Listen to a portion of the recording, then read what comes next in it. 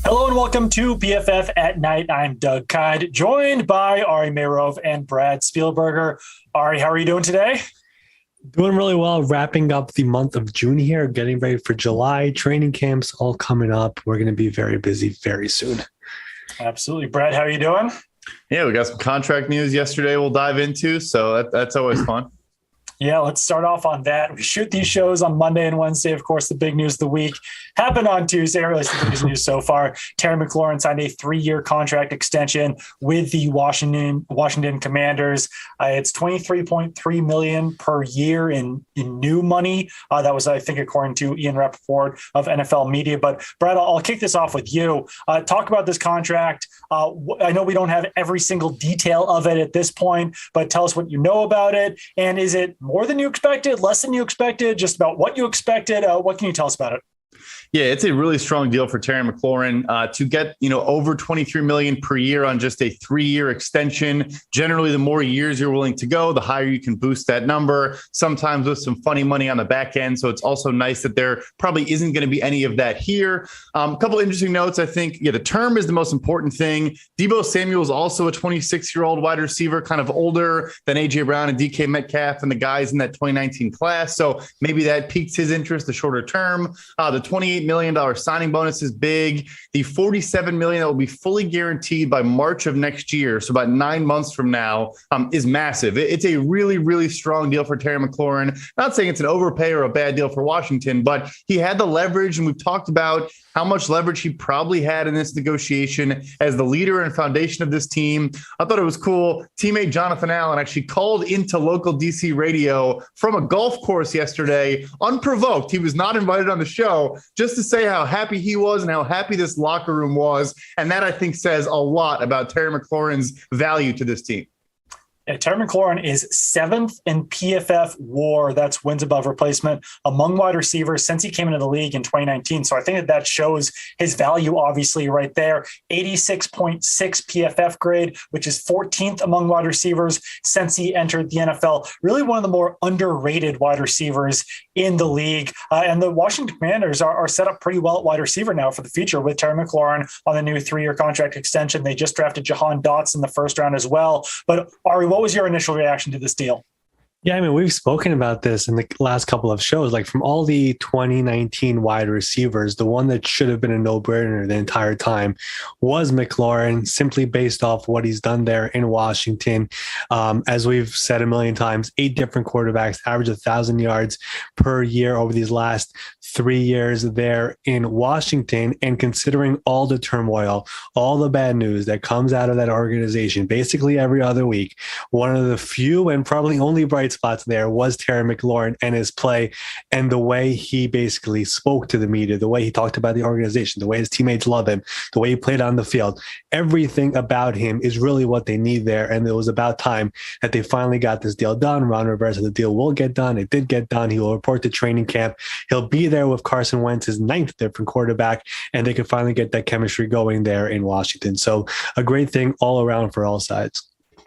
Certainly. And I think one thing that has been discussed quite often, but I wouldn't be shocked if teams start using more first-round picks. I know we saw it this year on wide receivers, because it's all these second and third round wide receivers that are having to get paid a year early this year. And meanwhile, I mean, in that 2019 draft class, you saw Marquise Brown taken in the first round, N'Keal Harry taken in the first round. N'Keal Harry might not make the Patriots this year. Marquise Brown already not on the Baltimore Ravens. It's all of these guys who are drafted in the second, third round that need to be locked up. So let's talk about some of those other wide receivers that don't have deals yet.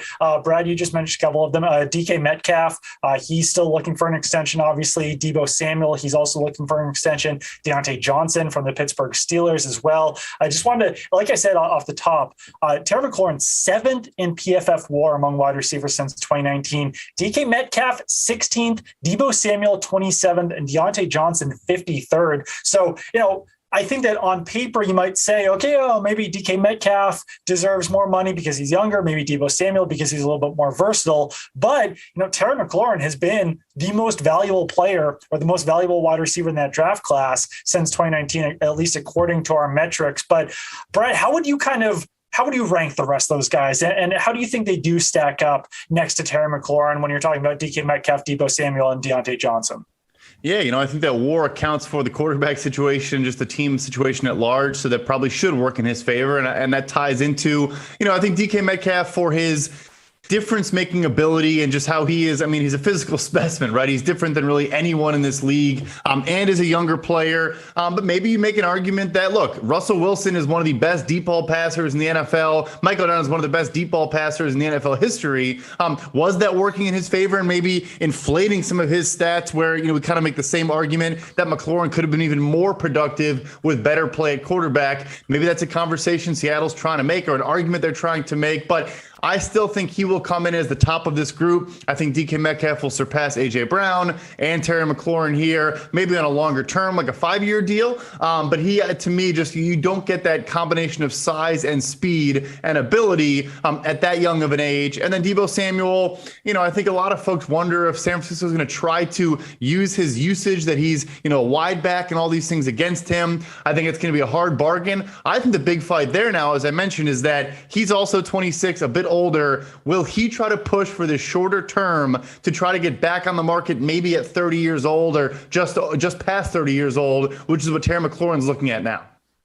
Yeah, it is interesting because Deebo Samuel, extremely valuable player because he can play running back and wide receiver, but running backs are so much cheaper than wide receivers at this point that it kind of works against him in that way. I said off the top, 86.8 PFF grade for Terry McLaurin since 2019. DK Metcalf, 84.8. That's 20th among wide receivers in that span. Deebo Samuel, 90.1. That's 10th among wide receivers. Deontay Johnson, 74.2. That's 56th among wide receivers. But Ari, who do you think among those three players, those three wide receivers, who do you think is the next one who will get that deal done? Sometimes you look at this stuff and you just look based off the tone of how things are going, right? And you look at Deebo Samuel and how messy it was at one point, and the trade request and the Instagram profile picture changing and all of that, now following the team. Everything is quieted down there. The 49ers have rejected every possible offer. They didn't even want to really talk seriously with the Jets on draft night. You would think that he also showed up to mandatory minicamp camp. He was in good spirits. You would think something would get resolved over there. And of course, he does want to eventually get paid and get the generational money that he deserves. So you would think that one is next. The other two are the ones that I'm really interested on because DK Metcalf, as we've said over here, has really not made a big fuss about everything. He's been quiet. I think he wants to stay in Seattle, but he also just wants to get paid. And so far, nothing has happened. And he skipped mandatory minicamp, which I think was a statement to the team. Hey, get something going here or else. And as we've mentioned as well, he has the same agent as A.J. Brown. So the framework for his deal is there for Seattle. They either want to do it or you don't want to do it. So if nothing gets done in the coming weeks, I think that situation bears watching. For Deontay Johnson, I don't know if he could get top of market money from Pittsburgh. Obviously, he had a great year there, but historically, this team has let wide receivers go. Mike Wallace let him go. Emmanuel Sanders let him go. If he's looking to get 22, 23, 24, I don't know if it's going to come from Pittsburgh. I think he's a candidate to possibly play out this year's contract, eventually either get a franchise tag or hit the open market next year if he's looking to get the big end money. Remember, they just drafted 2 receivers in this draft, George Pickens in the 2nd round, Calvin Austin in the 4th round, and they have other guys on their roster as well. So that one is definitely one to watch as well, because I could see a scenario where he just plays out this year and moves forward from there. One other wide receiver just to throw in this mix, he already did get his contract extension done, but Chris Godwin is at this point looking like maybe one of the best bargains in the NFL. And like I said, he signed his extension just a few months ago. He's actually younger than Terry McLaurin. He was 6th on that list of wide receivers in PFF WAR since 2019, and he just signed a 3-year, $60 million extension. So that's about $10 million less in new money than Terry McLaurin just received, about $3.5 million less per year than Terry McLaurin. Chris Godwin should already be fighting for a new deal at this point, but it's just how the timing of these situations go, where if you're going to be a free agent, then the timing is just a little bit different on that front. Obviously, the biggest news of the week beyond Terry McLaurin is what's going on with Deshaun Watson. The hearing for his suspension is ongoing. Not a ton of information coming out about it. But Brad, from what we have heard from the hearing, what's been notable to you? Yeah, I think we're getting into a situation of folks negotiating via the media or negotiating via leaks, which obviously is a staple of this league and many other leagues. But the very interesting report from Rob Maaddi that came out, I think last night or today, that suggested that the NFL is less likely to appeal a 6 or 8 game or maybe more, but not a full season or not an indefinite suspension for Deshaun Watson, if that's what Sue L. Robinson decides is the appropriate punishment. It's very interesting. I think it speaks to the 2020 CBA established a new framework of how the personal conduct policy is handled. The players were not happy with Roger Goodell effectively being, the judge, jury, and executioner of everything that happened in this regard. But the strange thing is that if either side appeals, which can only happen if a suspension is granted, by the way, if it's 0 games, you can't appeal it. But if it is appealed, it then does go to Roger Goodell. So in a weird way, the NFL could appeal to their own, leader, and then he could, impose a stricter discipline. And I think the interesting thing there is, let's say hypothetically that does happen. Does the NFLPA and Deshaun Watson follow the footsteps of Tom Brady, Ezekiel Elliott, and some other players in the past 5 or so years and take this to federal court to once again complain about the actual process itself if it plays out in an unfair manner in their eyes? I think they would almost have to at that point. I'm not saying that, that's going to happen or not, but it does seem like kind of crazy on paper that if the NFL appeals this, it goes straight to Roger Goodell and he would have the last decision on it. He would have the final decision on it. So yeah, at that point, it's almost pointless that it's going through this mediator in the middle when the NFL could just appeal and give whatever suspension that they want. Clearly, they're hoping that Sue Robinson gives the ruling that they want or something similar to that, so it doesn't have to get to that point. But yeah, the process does seem a little bit flawed that if the NFL decides to appeal, they'll appeal and then just make whatever decision that they want. Ari, what have you found notable out of what we've heard about the hearing so far? Yeah, I mean, we really haven't heard much. It's happening in Delaware, which is where Sue L. Robinson is from. And it's all really happening behind closed doors. And again, it's the first time we've ever had this type of situation. So it's really new to all of us. But I would add on to what Brad said. There is some people who believe that the NFL leaked that 1-year suspension thing, that in case it is 6-8 games, the NFL won't appeal it and say, you know what, we wanted 1 year. This is the new system. We're going to have to leave with that. So that could be a potential scenario. But again, it's just the reaction that would come out of a 6 or 8 game suspension. I feel like the league office will be hearing a lot from a bunch of different people if it's not a hefty suspension. So I think all of that really does matter. Again, there is potential for this thing to get done by the end of the week, not a guarantee, but at the earliest, we could be hearing an initial ruling by July 1st.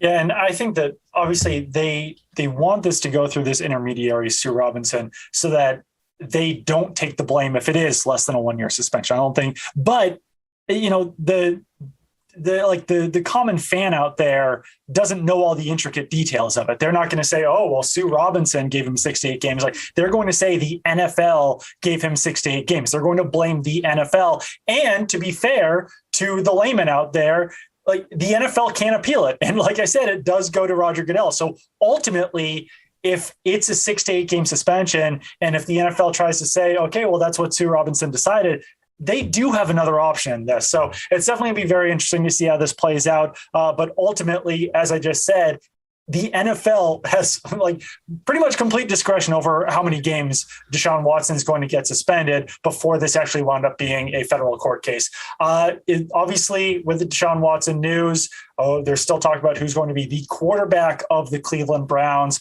during the 2022 season. If it's a 6 to 8 game suspension for Deshaun Watson, then it would probably be Jacoby Brissett for those games. If it is a full year, or even more than a year, then you're talking about some other options out there. And one of those would be Baker Mayfield, who's currently on the Cleveland Browns roster. And he actually gave a pretty interesting quote at a camp that he's hosting right now about potentially returning to the Browns. He said, I think for that to happen, there would have to be some reaching out, but we're ready to move on, I think, on both sides. So he would like the Browns, obviously, to reach out to him.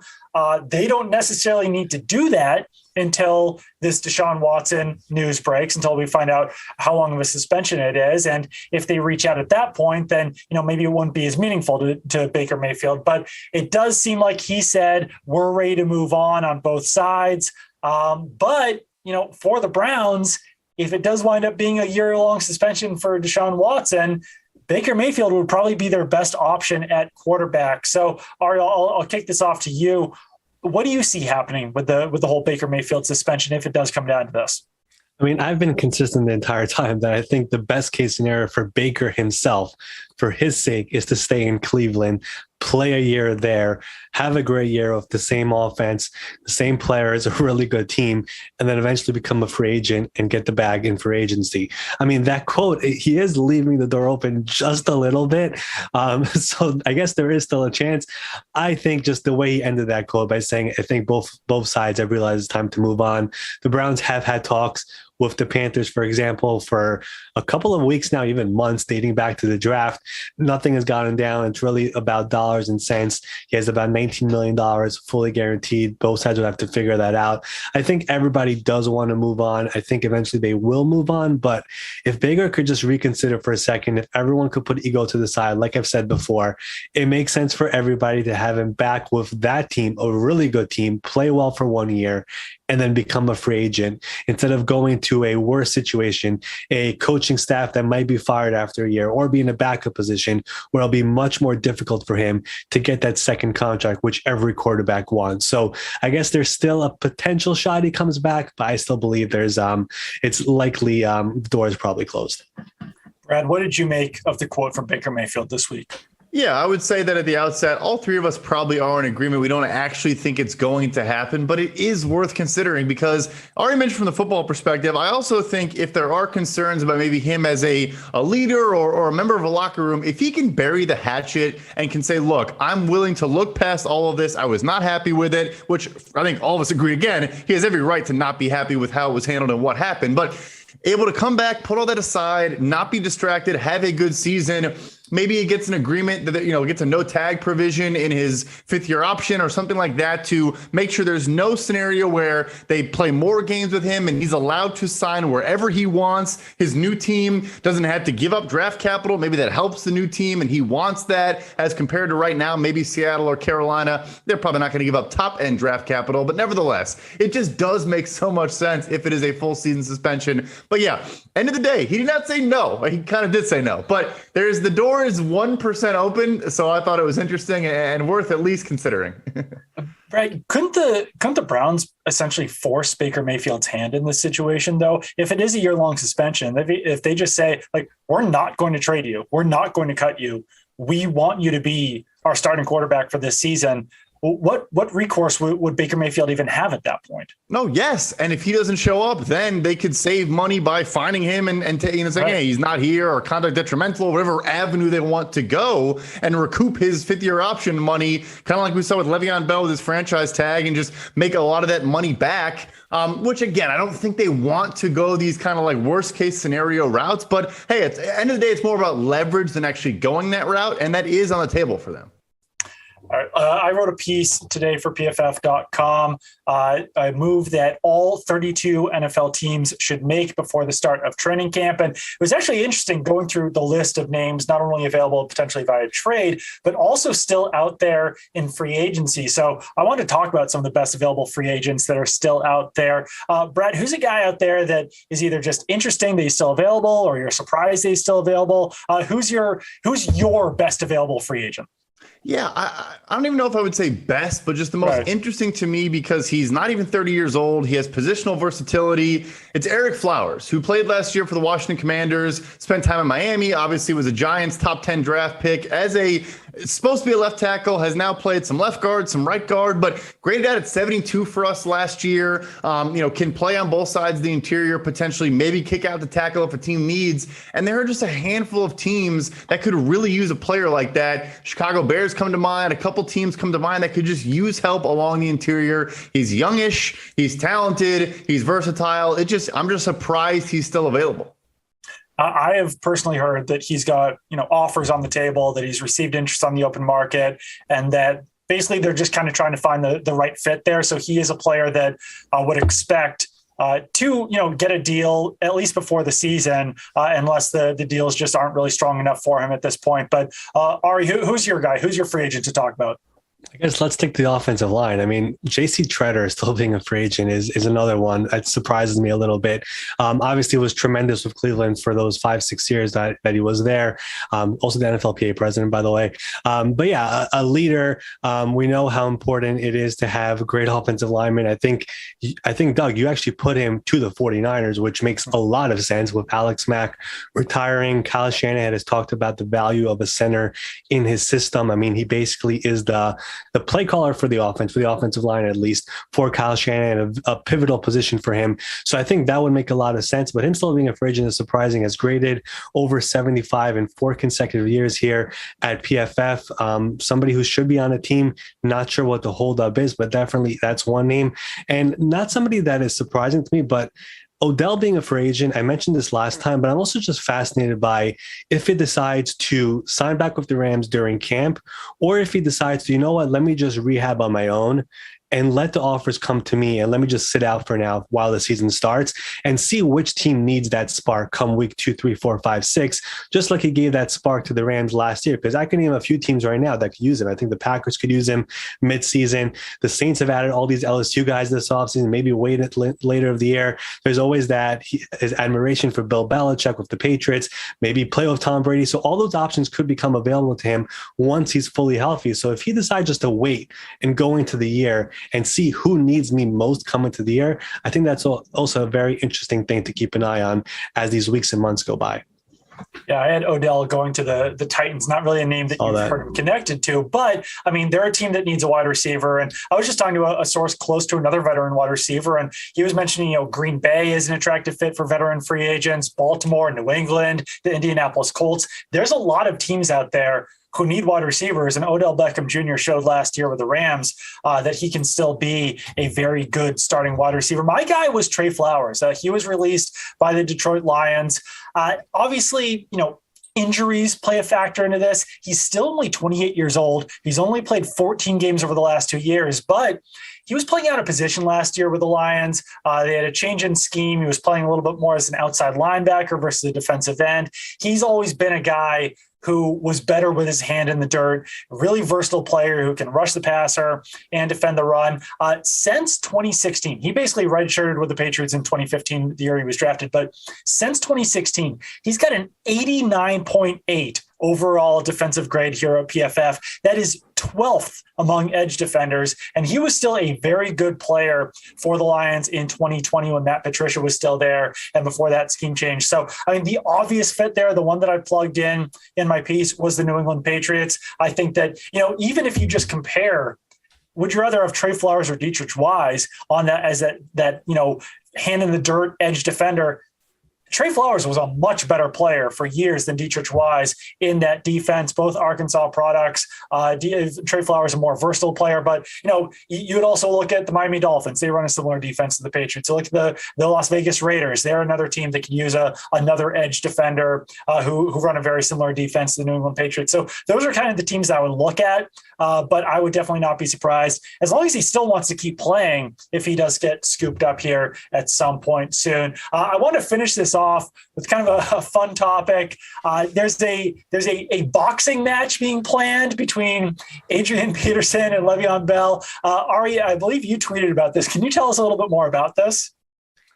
Yeah, I mean, celebrity boxing has become a big thing over these last couple of years, and we have 2 more running backs going into it. Frank Gore actually did this earlier this year, and he actually won by knockout, so good for him. But we have 2 more running backs going at it, Le'Veon Bell and Adrian Peterson. Bell has actually been flirting around with this for the last few months. Even before he signed with Tampa Bay, he was talking about possibly fighting Jake Paul, who has become a very big deal in this industry. So he's been wanting to do this. Adrian Peterson, I was not expecting to hear that name, but he's doing it as well. We'll have two running backs who might be done playing football, going into a different sport and having an exhibition. And honestly, I'm not the biggest fan when it comes to this stuff. I mean, like my dad is a very big boxing guy. He thinks this is the dumbest thing ever. Keep boxing to boxers. But you know what? I'm sure people will tune in. Everyone knows the two names and they're going to go at it. And I have really no choice. I've never seen any of them box before. So I guess it'll be something interesting to see.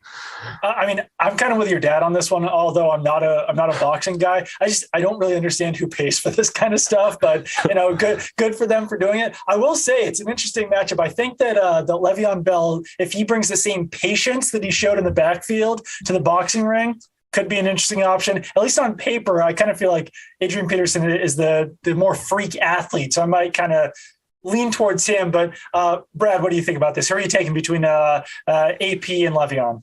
Yeah, the Bell patience is a good point. He's like the Floyd Mayweather of running backs back in his heyday, just sitting back there and letting everybody else tire themselves out before knocking in his punches. But I feel like Adrian Peterson, like you said, is just a different type of dude. Honestly, my takeaway when I keep seeing these fights come in, A, to your point, someone's paying for it because they make a lot of money when they do these things. But I think, B, it shows why these guys are who they are and who they were in the NFL and why I'm sitting on my couch talking about them. Because for me to envision playing in the NFL, taking the amount of hits they did as a running back, making a ton of money, both those guys did very well financially, and still agreeing to get punched in the face after retiring, kudos to them because I just can't even fathom doing that myself.